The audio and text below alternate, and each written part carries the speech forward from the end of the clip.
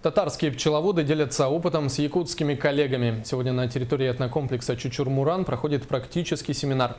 Зимой подобные занятия состоялись на базе Якутской сельхозакадемии. Тогда профессор Татарского института переподготовки и агробизнеса Валентин Шилов и пчеловод Рустем Гилязов рассказали об основах разведения пчел. Теперь они показывают, как содержать насекомых зимой. Татарские специалисты привезли с собой 101 семью среднерусских пчел. Считается, что они наиболее приспособлены к суровым климатическим условиям. Самое главное – это увлеченность. Это вот как пчела летит, и наблюдаешь за этим полетом, оно красиво.